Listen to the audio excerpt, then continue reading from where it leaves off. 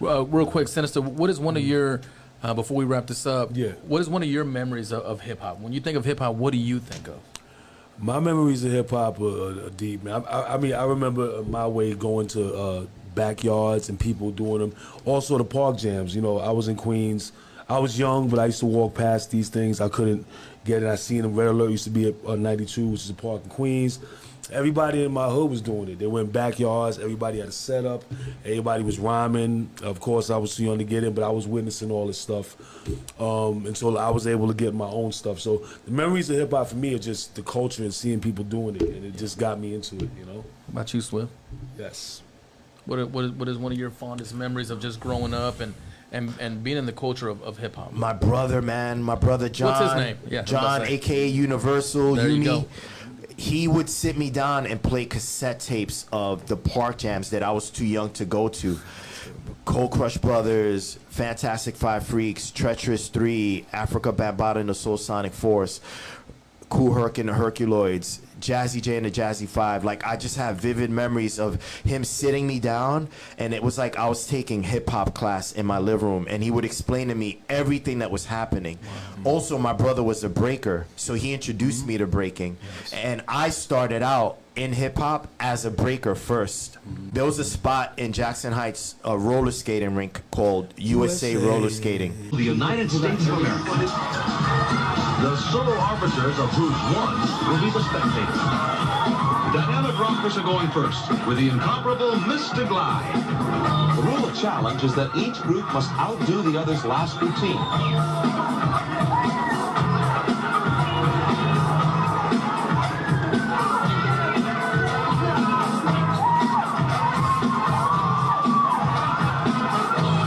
I don't know if any of you guys have watched the documentary Star Wars. Yes, for sure. Right, so the USA. scene in there when Rocksteady battles Dynamic Breakers, that was inside USA. Right. So I would be there battling dudes.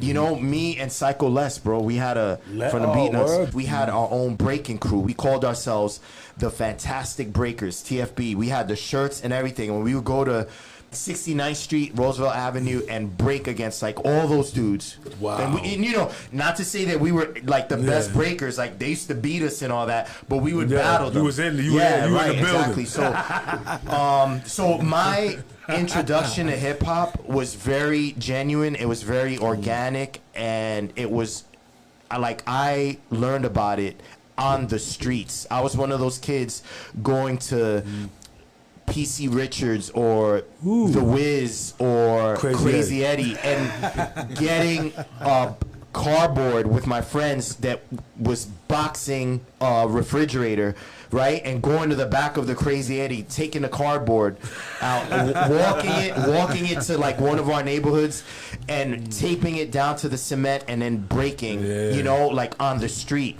And like, how dope is that, dude? Like, we're kids that had parents that couldn't afford to put us in dance studios, so we danced on the street and got creative on the street and emulated everyone else that was doing right it. Exactly. And then took, like you said, took different styles of dance, ballet, Lindy Hop, everything, and martial arts movies, learning from, you know, kung fu flicks, all the crazy like helicopter moves and stuff like that, or watching like old black and white footage of Sammy Davis Jr.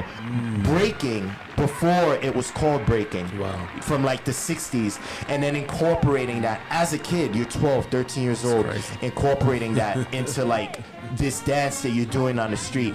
That to me is why we should celebrate hip-hop, not because Tupac or Biggie, and it's not to say that they're not hip-hop, but like, we should celebrate this because this is a culture of oppressed people. And look what it is now. It's a $1 trillion industry. That's why we should celebrate DJing, breaking, rapping, graffiti, you know, not because it's this hip-hop mogul thing and you gotta have money and, you know what I mean, and like brick phones, you know, money and that all that to me is corny, you know what I mean? Like, what I like about this culture is that it came from rubble, literally.